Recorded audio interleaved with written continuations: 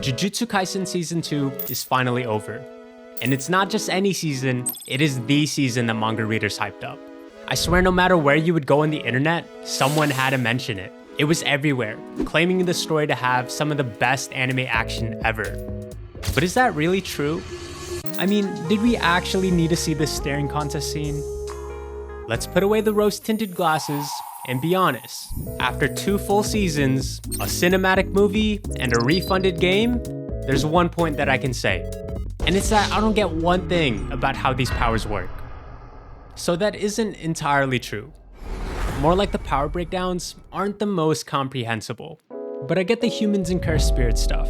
Characters have these powers that manifest, and you either got it like that, or you don't. Mind you, when there are so many characters and abilities, it's easy to get lost in how things fully work. And I am not the only guy confused out there. Infinity, Black Flash, Boogie Woogie, these sound like Walmart band names.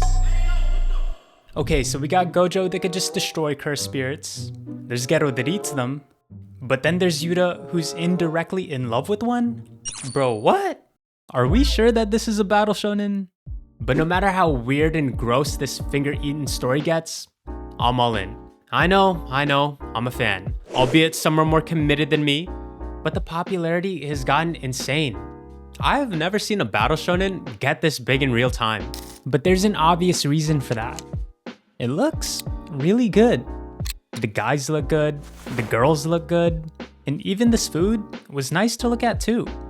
Aesthetics play a part in anime, and it's rare to get a good looking season in the first place. Everything about this show just screams, I look good and I'm better than you. But visuals in battle shonen specifically just hits different. There's something about these powers that are physically impossible to have, in a medium like anime that breaks down these impossible barriers. If this was a live action, it doesn't sound well suited for that, because I don't know if it'll visually capture the story fully. But it's like anime unlocks this ability to express ideas down to the T. And this is a bunny throwing down Bruce Lee moves. Like seriously, what are we doing? But to anime's credit, they will do some of the weirdest things and still make it look good. And that's really the whole point. It's about seeing things that you wouldn't normally see.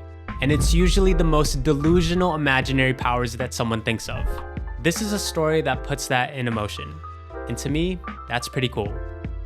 Now the obvious part is out of the way. How fight scenes look is huge for these anime. But another part that JJK has down is showing what these characters are all about. Behind all the gifted talent and strength, what are they like?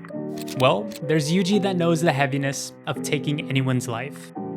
And I don't blame him. You can't put a price on that. But if you're Nobara, anyone that doesn't matter to her isn't really gonna have an influence on how she feels. Lastly, we got Megumi. Someone that lives by his idea of the right thing to do, not somebody else's. Probably anyone down the street could agree that these are real perspectives to have. And it's not just these 3 characters given all the attention either. No matter how little or too much someone else is shown, there is someone relatable for everyone. And it's the reason that gets viewers to stay. It's the reason that brings all this crazy fiction back down to earth with some realism. I think at the end of the day, these are people looking out for each other. And sure, they have cursed energy, but past all of that stuff, they're still only human. I mean, we get a full episode of just playing baseball. There is a whole lot of life that's shown, and I feel like it's only elevated these fights for me. So is it true that this has some of the best anime action ever? Yeah, it's true, but with so much more. Now before I wrap up, Jujutsu Kaisen isn't the only compelling battle shonen out there, but it's one of those shows that reminds me why this genre is so well liked in the first place. Whether it motivates you, inspires, or is just cool, it's having that effect. And it doesn't matter how weird it is. It's using anime strengths that make these ridiculous concepts still ridiculous, but I'd be lying if I said this wasn't fun to watch. Anyways, that's gonna be it for me today. I'ma catch y'all later, so peace. More like the power breakdowns aren't the most